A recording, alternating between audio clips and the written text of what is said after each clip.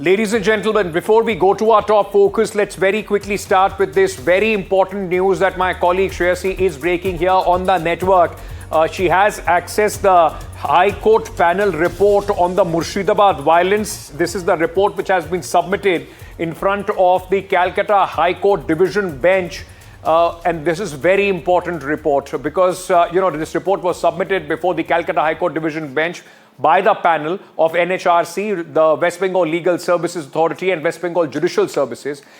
What it highlights is absolutely shocking. It also smacks of criminal negligence and how political party in power, in fact, questions have been raised. Shreyasi is joining us with that report. She has been going through this report word by word, but let me very quickly take you through some very important, shocking revelations in this report. This, in fact, report confirms that the Hindu houses were deliberately targeted in this violence. What is also shocking to, in fact, read and go through this is the local police was completely ineffective and absent. Local councillor who belongs to the TMC, Mehboob Alam, he was involved in the violence. He came with miscreants on 11th of April. MLA of the area was present, saw the vandalism and went away without any thought of what was happening as far as the people, those who voted for him, are concerned. In fact, 113 houses were impacted in the Betbona village, and there is still a sense of fear as far as the women and children of the village are concerned. Shreyasi is with me at this moment with this report, exclusive details which we are carrying here first on NDTV. Shreyasi, what you have in fact accessed is a shocking tale of not only police apathy but collusion by some people from the ruling party in fanning this entire violence. It was the most unfortunate incident in Murshidabad when the anti-Waqf protest turned violent last month on the 11th and 12th of April. 3 lives were lost in those mindless violence, and this is the High Court panel that was formed by the division bench while hearing the 5 petitions before them, seeking a central agency probe as well as an NIA investigation into the entire incident. Now, this 3-member committee, which comprises of National Human Rights Commission, West Bengal Legal Services Aid and West Bengal Judicial Services, they have visited Murshidabad, the areas which were affected due to the violence, and spoken to victims. So this report essentially has all the names of the victims and what they had said. Absolutely terrible tales that have come out over here, how people were saving for their daughter's marriage, to a newborn baby being pushed out of their homes, completely destroyed. 113 homes were completely destroyed and need to be rebuilt. But most shocking is that the violence took place just 300 meters away from the police station, is what this report says, and also goes on to say that how the local Trinamool councillor was there, had brought in the miscreants as well. And if I can ask my camera person to show the last page of this report, where it clearly says, Friday after 2:30 p.m., the main attack had occurred.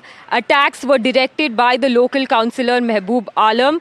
Local police was completely inactive and absent. Those are the last 3 lines of this report that has pinned the blame on the ruling party. Of course, we have heard what the Chief Minister had to say. We have heard what the Trinamool Congress had to say over this entire incident. But this panel report that is with the High Court and has been given to the petitioners of this case goes on to completely describe the scenes of arson, loot and vandalism that had taken place in Murshidabad. And of course, the role of the local Trinamool Congress councillors and MLA. Back to you. Shreyasi, it just doesn't describe what happened at that point of time. It also tells you, ladies and gentlemen, how sinister this entire planning was. It was a diabolical plan, in fact, to harm people and loot property. Just take a look at a few of the other things that has come in this report. It says miscreants cut off water connections so that the fire that they were, in fact, putting in some of the houses in the village could not be extinguished. The April 12 murder of the Hindu father and son duo was done by the people from the neighboring village. It also said that, temples of residents were also destroyed. A police station was located only 300 meters away from the affected area, and they did nothing at all. I want to understand from you, Shreyasi, the people, those who have been named in this, the TMC councillor, the MLA who came, did nothing. Has any action been taken against them so far before this report? Are they even named as accused in the various FIRs which have been filed? Well, so far, no high-profile arrests have taken place, though the police has arrested over 100 FIRs have been filed. Currently, the entire investigation is under the state police. There have been 3 SITs that have been formed by the Chief Minister, which is looking into this investigation, including the murder of the father-son duo who were, typically killed, picked out from their homes and butchered. Now, apart from this, what is even more important is that the people over here have said that they want a BSF post over there, a permanent BSF post, which is there in this report as well, which is why the High Court till date hasn't removed the BSF, that have been deployed there. BSF was deployed on the 11th of April when things had gotten completely volatile and continued till the 12th and thereafter. But now the BSF still continues to stay in Murshidabad. As far as the investigations, as you asked, whether they have been named in the FIR, those FIRs have not been shared by the media. It's in a sealed cover given to the High Court division bench. But what we have understood is that they have not been arrested so far, because if an MLA or a councillor is arrested in such a big incident, then of course we would be reporting that news. But they continue to be there in Murshidabad. When these violence had broken out, a lot of Trinamool Congress councillors had fled from their homes and taken shelter in the neighbouring districts. There were also videos of them being seen in the district magistrate office, in the SP's office, taking shelter because the things had gone completely out of hand.